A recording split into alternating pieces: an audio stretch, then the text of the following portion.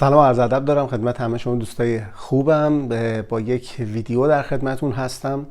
یه مبحثی که از بعد از 3 نوامبر و انتخابات در آمریکا خیلی بولد شد و خیلی بهش پرداخته شد، مسئله دخالت رسانه ها و فیلتر کردن اخبار واقعی برای رسیدن به دست مردم هستش که اصلا این مسئله باعث شد خیلی از آدم‌های مختلف و رسانه‌های مستقل به وجود بیان یا اونایی که بودن مثل نیوزمکس و غیره بتونن به هر حال به نوعی قدرت بگیرن و بتونن جای خودشون و جایگاهشون رو بین مردم پیدا کنن.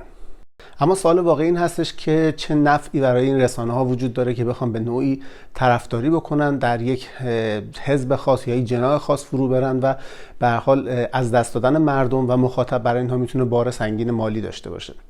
همینطور که قبلا به این موضوع پرداخته شده، حتما میدونید که یک بنیادی در آمریکا تأسیس شد چندین سال قبل به نام بنیاد روابط چین و آمریکا که این بنیاد علیرغم اینکه نشون میداد که فقط میخواد روابط بین مردم رو محکم و مستحکم تر بکنه، اما به نوعی با اون پولی که در اختیار داشت شروع کرد به اسپانسر شدن در برنامه‌های مختلف، در شبکه‌های مختلف، در مجلات مختلف و درگیر کردن این رسانه ها به اون پولی که داره بهشون تزریق میشه و یواش یواش اینها معتاد شدن به اون وضعیت مالی که داشتن و دیگه نمیتونستن اون از دست بدن.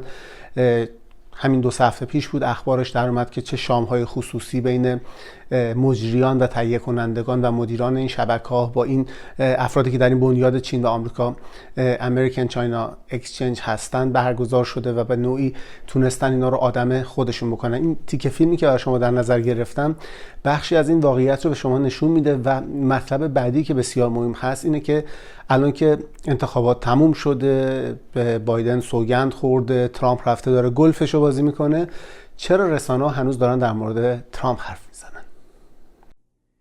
It's amazing the emotional intensity of their conformity. The media is so predictable you could set your watch to their lockstep. The press are like children, overjoyed that mommy's deadbeat boyfriend finally moved out of the house, except they still can't quit America's bad boy at all. They will need Trump because no matter what happens in the next couple of years, when we go back to wars or whatever it might be, they're going to have to say, well, it was because Trump did this, that, or the other thing. So they need him to be the perpetual bad guy in the script, right?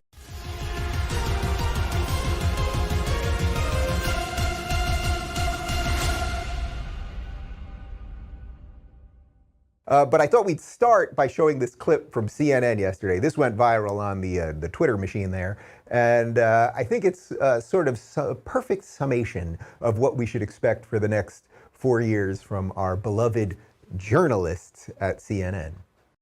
Those lights that are just shooting out from the Lincoln Memorial along the reflecting pool, it's like almost extensions of Joe Biden's arms embracing America. It was a moment where the new president came to town and sort of convened the country in this moment of remembrance, outstretching his arms. Extensions of Joe Biden's arms, hugging, embracing, fondling America. Can you feel the love?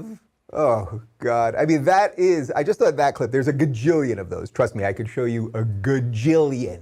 But wait, there's more. The 46th president of the United States putting his soul into his first address. He gave the kind of inaugural address our presidents used to give, as hopeful as the man delivering it. We saw the steely determination and compassion of President Joe Biden. What a great love story between Jill Biden and Joe Biden. And we haven't had a love story in the White House in 4 years. It is a love story between the press and Biden. A New York Times editor even admits she got chills from Joe, which we hope isn't COVID. Meanwhile, as the corporate press drools for Joe, they frantically spit on the outgoing guy, trying to outdo each other on who's more relieved that our national nightmare is over. The media is going to really need Trump still. They need him to be evil constantly, and they need all of the negative stuff. Like he died for our sins. They need him to be like the negative thing that always exists. Otherwise, they'd have to critique Biden, and they're obviously not going to be doing too much of that. And they also know where the clicks are. The clicks will still be Trump. A welcome sight for many Americans. President Trump is leaving Washington. It's going to be a little pathetic, a tiny little crowd at Joint Base Andrews. He's almost leaving town like an autocrat. He just looks like a small man. He knows he is leaving a pariah, and nobody wants to be seen with him. 4 years ending with true American carnage, a riot, a pandemic, carnage. It's amazing the emotional intensity of their conformity. The media is so predictable you could set your watch to their lockstep. The press are like children, overjoyed that mommy's deadbeat boyfriend finally moved out of the house, except they still can't quit America's bad boy at all. Nope, Trump has actually left a Trump-sized hole in their lives, and they're trying to figure out how to fill it. One of the most unreliable and ideologically bigoted media operations in this country is CNN. Not only have they called for the censoring of views that run counter to their liberal worldview, they're now pushing the Biden White House to cut off media that have a more fair and balanced approach to news, to cut us off from government.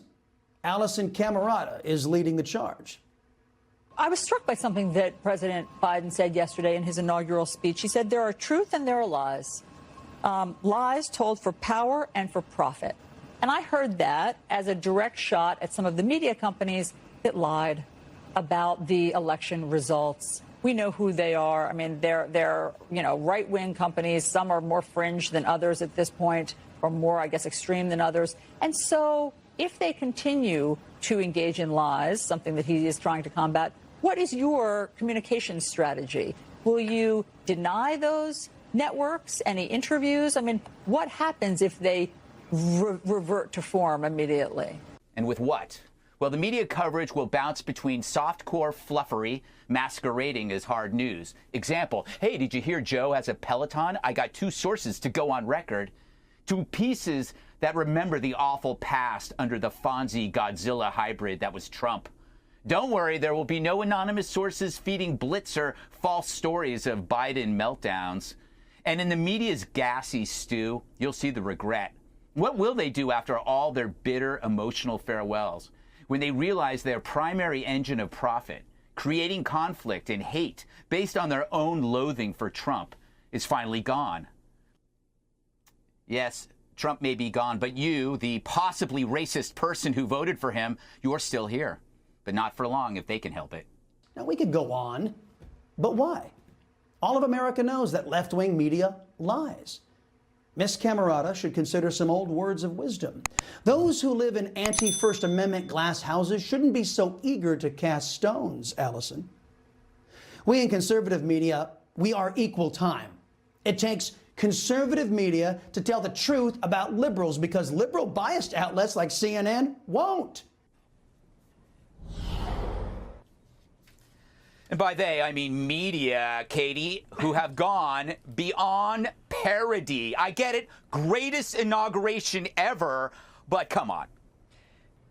Yeah. You know, Juan, I express my opinions here. This is a discussion show. We don't pretend to be hard news, as esteemed as that is. Yet these are people that pretend to be objective news anchors who are drooling as they're watching an event. We can do that. We're commentariats, but they're hard news. Seems to me like a betrayal of America's trust. It's crazy, absolutely crazy. That's how leftists show their commitment. That's how they chip in, by telling you and your family what to do. But of course, CNN won't show you this hypocrisy. We will.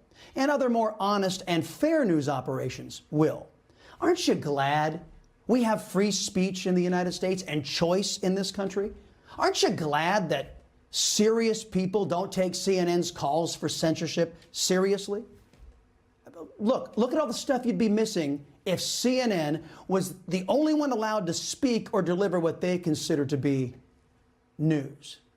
This is why, when we look at this stuff, you cannot trust this industry. This industry that we are in is the lead, because you watch them just transform their belief system or their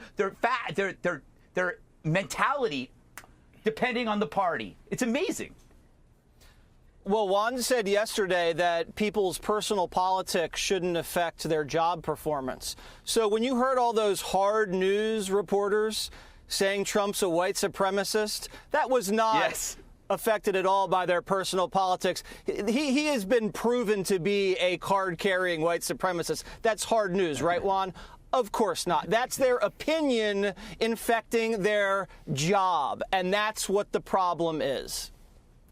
خب همونطور که دیدین این داستان تموم شدنی نخواهد بود. شاید ما تا مدت‌های زیادی اگر که وضعیت به همین صورت بمونه هنوز هم بخوایم اسم پرزیدنت ترامپ رو بشنویم. همیشه احتیاج دارن که یکی رو داشته باشن که همه چیو سرشون خراب کنن. البته ما با این وضعیت بیگانه نیستیم. سال‌هاست که در کشور عزیزمون ایران دچار همین موضوع هستیم و هر موقع که یک رئیس جمهوری عوض میشه همه تقصیرها رو میندازه گردن رئیس جمهور قبلی بدون اینکه بخواد به نوعی اشاره بکنه که آقا مملکت از پایبستی، نظام ویرانه و از اون نوک هرمش باید شروع بشه، تخریب بشه، بیا تا پایین و از پایین به بالا هیچ موقع نمیشه این مسیر رو طی کرد. در مورد رسانه ها هم که دقیقاً همون مسیری که جمهوری اسلامی طی کرده همون مسیر رو الان داره آمریکا طی میکنه. به چه دلیل؟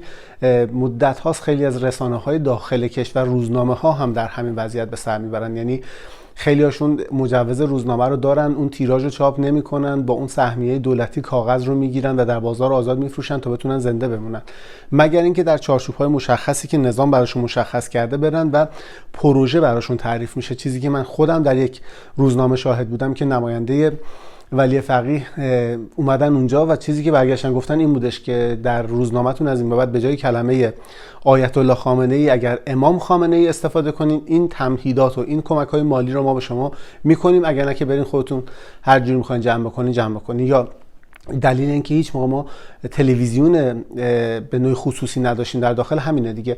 مهم نیست که صدا و سیما ورشکست است، مهم نیست که هر چیزی که با این میلیاردها پول داره تولید میکنه دیده نمیشه، مهم اینه که داره حرف اونا رو میزنه و تا وقتی که داره حرف اونا رو میزنه وابسته به اوناست، پول از اونا میگیره و اون چیزی که اونا میخوان براشون داره سفارشی میسازه.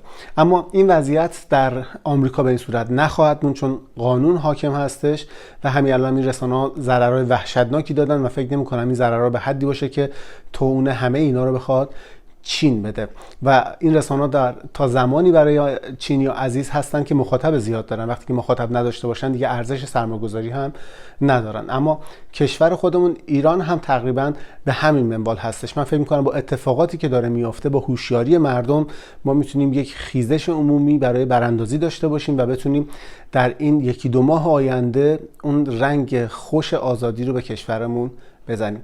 موفق و مؤید باشین. ممنونم که این ویدیو منم تماشا کردین. تا ویدیو بعدی، خدا نگهدار.